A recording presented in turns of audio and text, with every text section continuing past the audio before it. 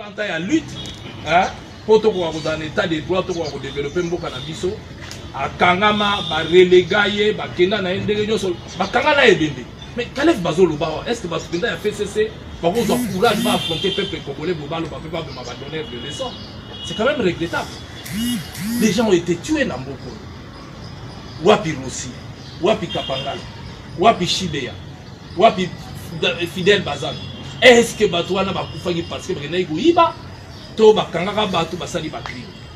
Mais non, il y avait un système mis en place piloté par rien. Dans le service d'un renseignement.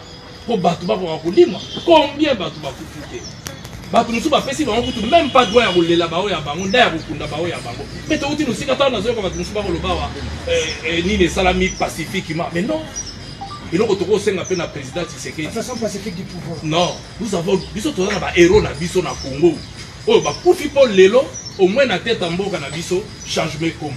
Na ko sepela, bah, oh, bah, tumba bango vivre na permanence à IDPS. Même Etienne Tshisekedi, et Bembenae et Sali, ce qui 2 ans, bah, au Kunda été. Ponini, toi, ça va bouger l'amboka comme état de droit. Kapanga la Salani, les gens ont été gazés, Tina Kacha l'église. Bah, profaner l'église. Et bon, les gens m'ont donné des leçons. Bah, raté l'occasion à se taire. Je crois que Kaleb a rendu un très mauvais service à Kabila. Bah, te belé, bah, il n'a Kabila, les gens dans l'action. Et Migi Bakena dans l'opposition de l'action. Tout à Mouyambo, il y a la prison, tout à Franck Diongo. Tout à basé belé. Oh, bah, victime, il y a ma Kambouna. Et donc, on a informé Kaleb, peut-être à éviter. Dans la minute, il y a des milliers de Congolais pour boire à Bambouna. Qui m'a beaucoup exilé du corona hier. Mais, baza exilé. Et l'autre sein à la bande va se construire par participer. Parce que Bobo Sanate, Kaleb Bobo Sanate, faut tout rappeler la cahier que le 18 mars 1996, le Congo a adhéré à la Convention des Nations Unies contre la torture. Donc, et puis, Konyo Kolabatu, traitement inhumain, et que la République démocratique du Congo, convention est signée depuis 1984, Congo a Kotaki, et tu rappelé Kaleb, et que le fait que Congo a adhéré à Kuna, article 5 de la convention on a point 2, et lobby qui va payer au Nyon sur base signateur Nango. Bazali compétent pour pas connaître. Donc, Basambi Samutoyo a commettre la crime. Ce qui Félix a décidé à Hollande la Batouté, et bien, les Congolais, oh, bah, subissa, n'a étranger, bah, toujours pour saisir Bamboka Nyonso. Voilà pourquoi. Non, voilà pourquoi il s'est nabré pour mon avis, Basambi Samutoyo au Sénégal. Donc, Bamboka Nyonso, on a une obligation.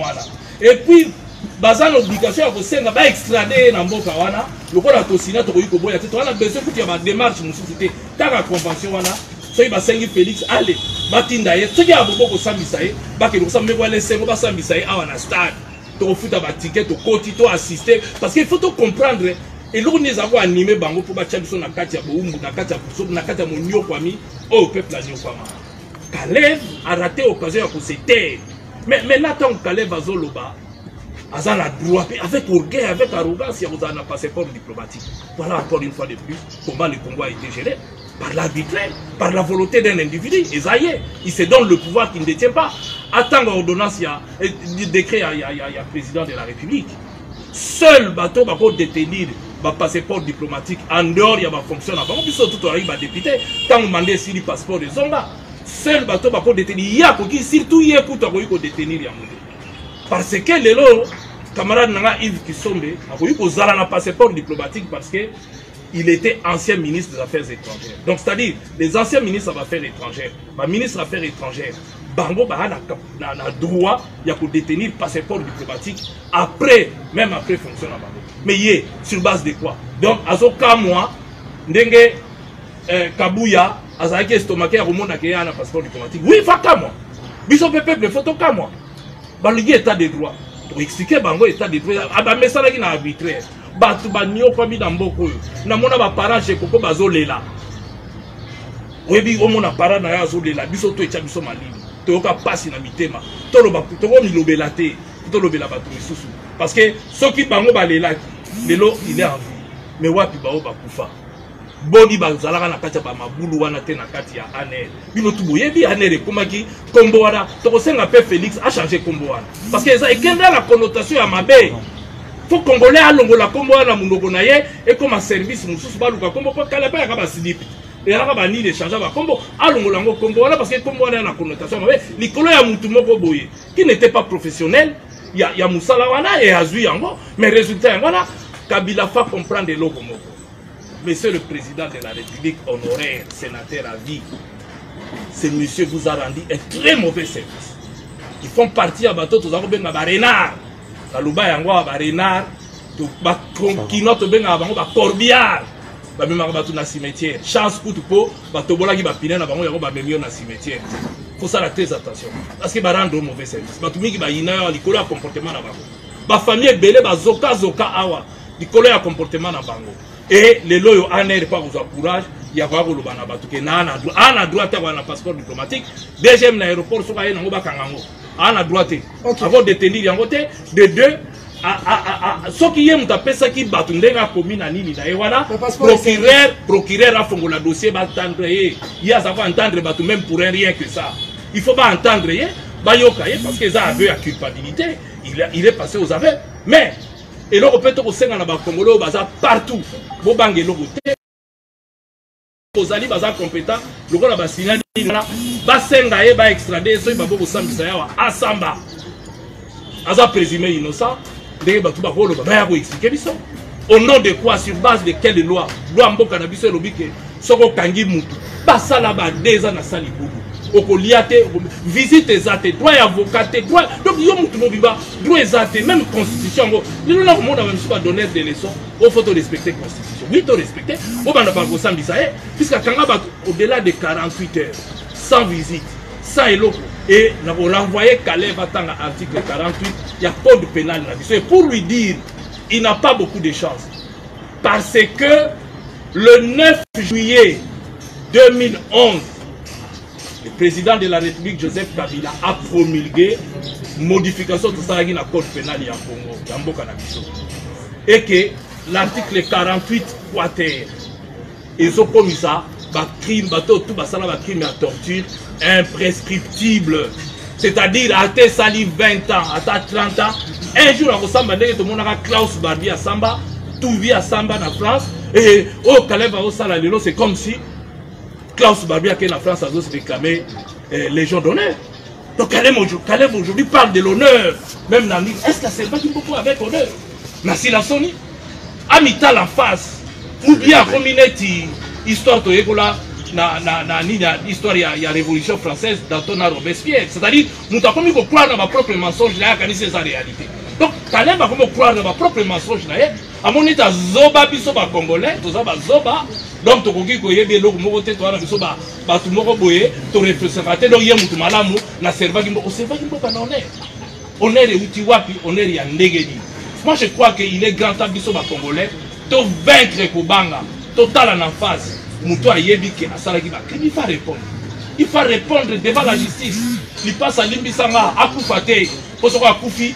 Les sons nini ba ba boya sima ba kusala parce que bino mo boye bi comme qui machine ya ko écraser opposition machine ya ko écraser nyonso ezalaki bon lelo tolo bana to mata likolo to kita asali ba nyonki ba nyongi ba suka sali Kabila sali akei umela esimité candidat na bango ba tchaki Shadari a échoué bon siko pouvoir les sali malembe biso tout ozo espérer que mboka na biso peut changer mais mboka na biso peut changer ce qui biso nyonso to vaincre parce que même bino ba journaliste bozawa bozalaki na otage o sala kaka ndenge to fandi boye est to koye ko fanda ta 10 minutes pamba te ba mubambe ba mufunge ba kena bino donc ezalaki impossible ANR na minute ombele to la kacha wataba baja ANR ce qui combien donc ba mukamate ba mubambe ba mufunge donc automatiquement OK mais est-ce que azalaki professionnel tout wana ekoyala lelo bokomi muke libre parce que yalaki même match ezobeta na stade na mboka mususu il suffit elongia Moïse Katumbi le kataka faut longola sinon lobby aux invitation ANR Mais est-ce que vraiment Mbokango Moutouana Penda pourquoi vous avez l'occasion de se taire? Il n'est pas Moutia pour honorer Namboko. Et à ce là, à ce moment-là, merci parce que tu as votre temps pour la beaucoup fatigué. Parce que autrement, il faut que même et à la volonté à fatiguer à la yété. Moi, je pense que les Congolais place Union sur Bozali, bon se mobiliser. Moi, j'ai déjà reçu plus de 100 et quelques familles. Ah oui.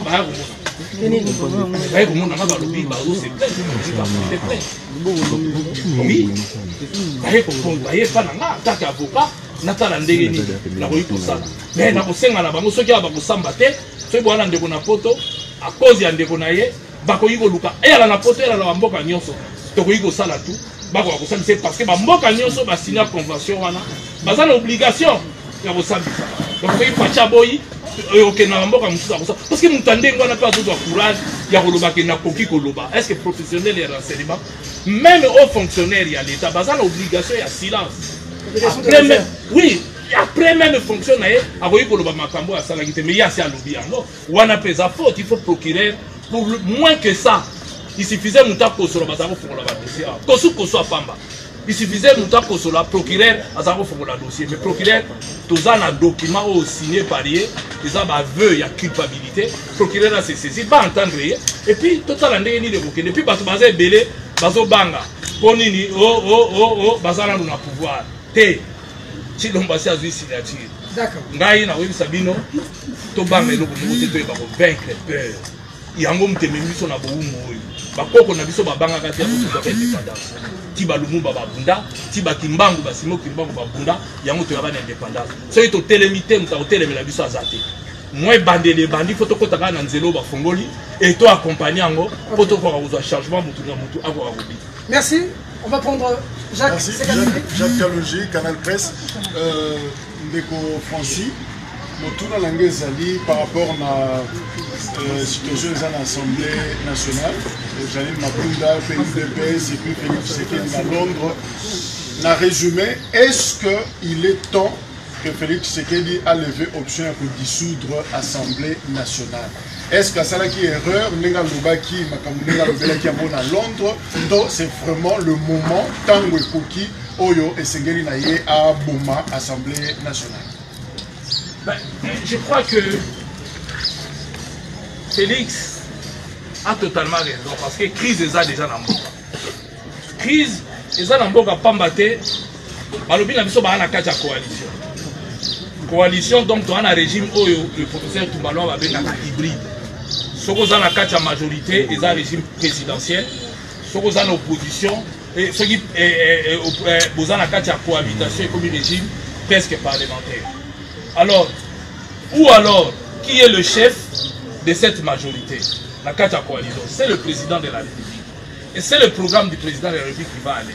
Mais si le président constate qu'au sein de sa majorité, ça ne passe pas, c'est-à-dire qu'il y a une crise déjà dans la Kata majorité dans Bango. Donc il faut dissoudre pour avoir sa majorité. Parce que ce qui est préalable à la crise, il y a déjà crise, puisque dans la Kata Coalition. Et moi, je pense que cette crise est outil. Et outil parce que vous allez vous tout ça a déjà 3 élections dans le Canada. Et en 2006, qui la majorité, mais Kabila, président de la République à cette époque, a choisi un informateur à la personne d'Antoine Gizenga pour identifier malgré et Alagi. En 2011, la même chose. Aponaki a identifié la majorité. Même Balo fait cesser le rôle à la majorité de Babangaki. Babangaki de manière à ce que le président a identifié la majorité. Il y a une majorité. Donc c'est une majorité imposée alors qu'il n'y avait pas la majorité. Il fallait Ebandelawana. Donc j'ai crise et outils déjà Kakawana. Le coup la majorité Mogote Ezala identifié. Moi je pense qu'il serait souhaitable Balukaba Badela a dissoudre les Amopo. Parce que déjà là, il y a une raison, puisqu'il n'y a pas d'une majorité identifiée par un informateur ou Ezali constitutionnellement reconnu.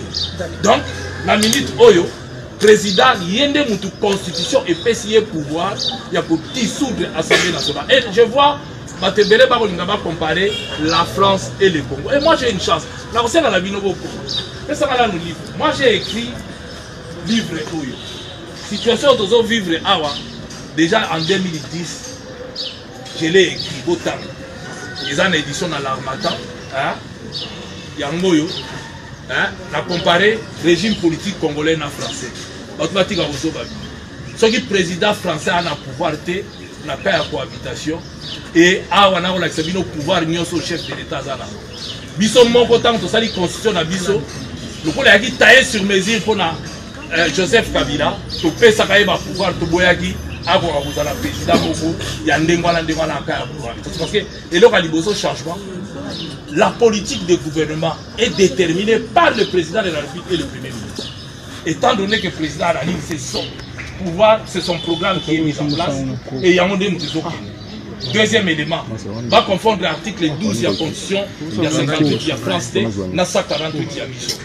La France, effectivement, le président peut se réveiller un beau matin.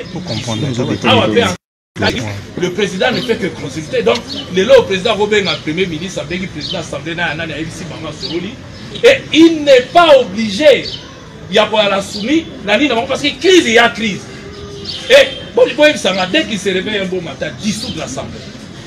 L'objet que la constitution, la disposition, de l'Assemblée, il faut nous respecter.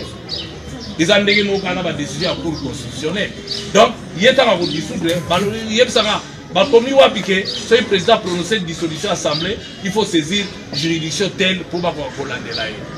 Avant que tu parles l'andelayer, le président Mabunda lobby, mais vous avez déjà, on a touché. Il faut passer là. Assemblée il ne faut pas constater que le président a état de droit, ce que le président a violé en son temps, parce qu'il y a ce qu'on appelle continuité de l'État ou pas. Donc, moi, j'estime qu'il ne faut pas peut-être dire le président sera sali déclaration à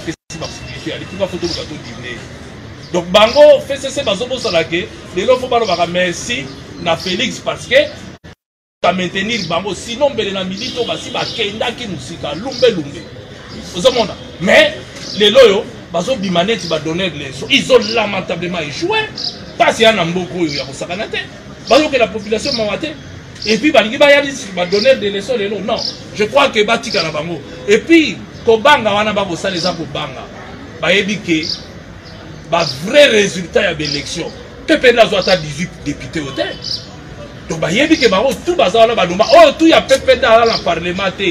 Ayeba ke batiaki bouton donc baponaki na bango yete po o tikali ba nommer bango bomona ibino moko jour ba proclamer honorable Mova batanga ye député à PPR alors qu'alaka candidat PPR voilà ndale ba proclamer asala candidat PPR mais batangi PPR donc ngo ba basala ki boutique donc eza eloko moko grave et le cas na Congo malheureusement tondima ki amu tondima ipoani ni parce que tondinga ikini zala mais c'est comme si bango balaki danser balingi bango mingi na population babima na balabala total ba misusu balaka ba gouverneur na mboko oyo baza incapable ya kozonga na ba fief na bango bakende kotala population bakoli ba clan awa parce que Jésus alaki mabe. Donc moi je crois que il est grand temps de comprendre que mboko ndenge tozokende na boso tolingi Congo ba misusu po bakaka biloko na bango bafanda parce que crise ezali. Et puis il est grand temps Congo a géré dans le Congolais, d'où va dissoudre. Ce que le président a estimé, donc les engagements dans la routine, ce qui a estimé que moyen de gérer ça, puisque ça fait la majorité, il est tout à fait logique à la majorité. Merci. Le potentiel, Pichou.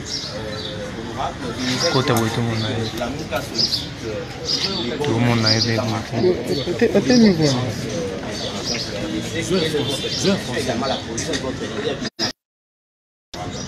Comme d'autres leaders, notamment Fayou et merci, mais je crois que je ne suis pas le porte-parole aujourd'hui. Mais puisque vous parlez d'une question d'actualité, je ne suis pas au courant de cette information en tant que membre de la MOUCA et que pourquoi on demanderait à la France de pouvoir intervenir. Je ne suis pas au courant, je crois que, comme on dit, fake news. Donc je ne suis pas sûr de cette information-là. Je pense qu'aujourd'hui, nous sommes dans une situation où le peuple a faim. Le peuple a besoin de voir des choses avancer. Et que les élections aujourd'hui, c'est derrière nous. Nous devons nous préparer pour les futures élections. Mais nous devons veiller aujourd'hui que la population puisse manger, avoir une couverture maladie, voir comment la population peut évoluer. Maintenant, rentrer encore dans des tergiversations, dans des négociations, je ne sais pas. Je pense que par rapport à mon leader, ce n'est pas à l'ordre du jour. D'accord. Question? Oui. Merci Mingi. Michel Loucouché pour la première fois.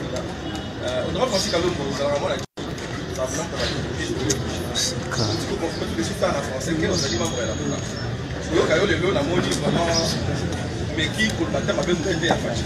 Je me rappelle que quand toi qui n'avais élection,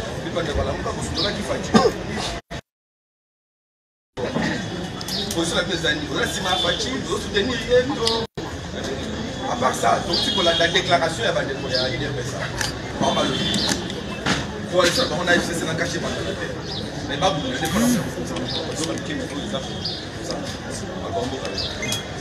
merci. Mais nous sommes tous en opposition républicaine. IDPS, to cash, on a qui allié dans le FCC. Et puis, nous avons dit que FCC, nous avons mis beaucoup de s'allier dans le FCC. Voilà pourquoi nous avons la bango tête pour gérer la bango. Tous en opposition. Une opposition républicaine. Mais sa méthode, moi, na Congo, tu as une habitude de faire que nous avons la opposition à l'ennemi. Nous avons des camarades de la PPRD et beaucoup que j'ai même formés et encadrés qui ont des postes de responsabilité. Vous avez dit bravo, Congolais. Je crois qu'il faut rompre l'habitude. Il y a des gens qui sont opposants, tous partagent la même idée que tous les débits de la moto. Ce qui Félix a salé le Kamalamu, Tobete la Maboko, et puis Moutaokanga Bunoko, Azate la preuve de l'on a Suruana Bino Awa, Samba Mubambe, Samba Mufunge, Naye, et ce qui n'a zongi pe Awa. Namboko yo na lagi n'exil eza pona Félix Mutalingaki tozonga sinon bele fait tozongi te po ba boya ki tozonga to koma ki tina kasumbalesa ba empêcher biso même pour la candidat même ko kota na mboka na biso communiquer les cas to ala ba documentation mo Kalem sera lingi ba preuve goyela là to ala ba message les ala ko tina ba DGM na ba partout ndenge to sala maki donc on nous a empêché Colombo boy ala ki mabele aye mta des gens ont décidé si o pe ko les gars na mboko donc donc moi je pense que les loyaux, est-ce que le changement est ndengwana na ma famille na biso na bandeko na biso ba olobani biso tozo sala pona ba individualité hein tozo luka Congo ya avancé oh tout va pour apporter situation moko les loto ko sala opposition atabu to bolobi na to commune na 5 étoiles mais tozo en opposition quand même to benga ya 4 étoiles hein parce que to tambola sans lacrymogène.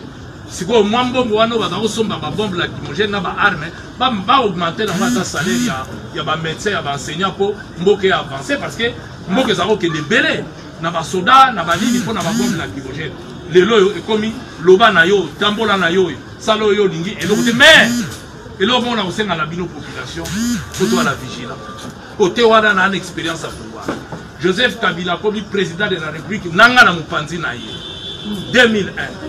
Botchala mutu na bino décision na ya liboso ezalaki ya kokanga ba prisonniers sont d'exception ezalaki coexister à l'époque bakanga ba prisonniers na bandaka ba généraux na bandaka ba tutu bakanga yango.